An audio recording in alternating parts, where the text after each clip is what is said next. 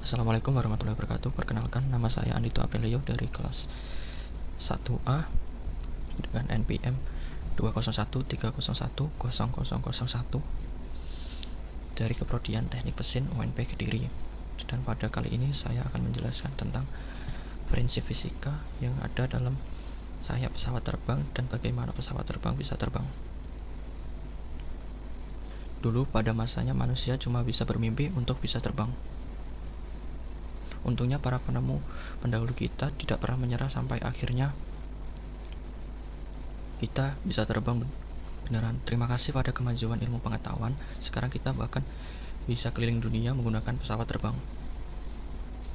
Saking banyaknya orang yang mau terbang setiap harinya, di daerah banyak maskapai sampai nekat menjual tiket berlebihan kapasitas kursi penumpang alias overload. Seperti yang sempat viral di Amerika Serikat belum lama ini. Yang jelas teknologi pesawat sudah sangat maju. Wake bersaudara sendiri mungkin bakal terheran-heran memikirkannya. Bagaimana caranya kendaraan metal segede gaban ini bisa terbang? Dibandingkan dengan bambu, gelembung, atau benda-benda lainnya, pesawat terbang berbodi metal termasuk objek yang amat sangat berat. Sebuah pesawat terbang jumbo komersial bisa mencapai berat sekitar 150 ton.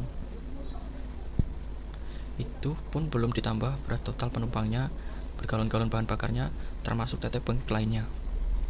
Memangnya ada rahasia apa di balik bisa terbangnya sebuah pesawat terbang?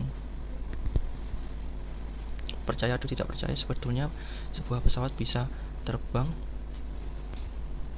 karena berhasil memanipulasi Green Force alias gaya pendeknya. Pesawat yang segede gaban ini bisa terbang karena berhasil mengakali The Force ini. Karena asal kalian tahu, alam semesta ini dipenuhi dengan kekuatan dahsyat yang tidak kasat mata mempengaruhi kita semua,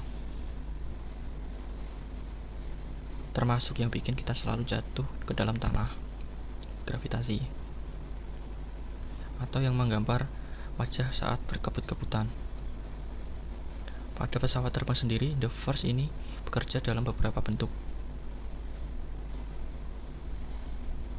Normalnya, pesawat yang berparkir di bandara akan dipengaruhi oleh gaya sembarangan arah dari molekul-molekul udara dan gaya tarik bumi agar tetap mendarat. Supaya bisa terangkat, pesawat harus memiliki gaya angkat yang lebih besar. Hal ini diakali dengan bentuk sayap pesawat yang agak melengkung. Desain ini memungkinkan bagian bawah pesawat terkena gaya yang lebih besar daripada bagian atasnya. Pertama, saat pesawat bergerak maju, molekul udara akan lebih dahsyat menggempur bagian bawah sayap sehingga muncullah gaya dorong atas. Asal aliran udara sedang tidak kacau, molekul udara di atas sayap juga akan bergerak lebih cepat dari yang di bawah dan ujung-ujungnya akan menambah tekanan ke atas. Selain gaya ke atas dan ke bawah, pesawat terbang juga dipengaruhi oleh gaya gesek alaminya akan menahan laju pesawat. Supaya bisa maju ke depan, pesawat terbang harus punya gaya dorong yang besar. Disinilah mesin pesawat akan jadi andalan. Menggunakan baling-baling jet roket, mesin pesawat berfungsi untuk menyedot udara dan mendorong ke belakang.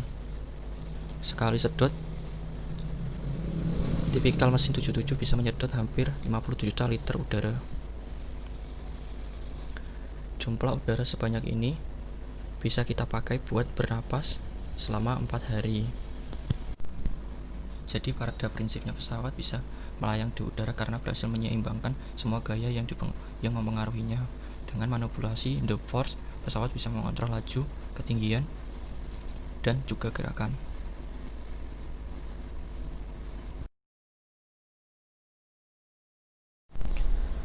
Sekian presentasi dari saya. Apabila ada salah kata, saya memohon maaf. Wassalamualaikum warahmatullahi wabarakatuh.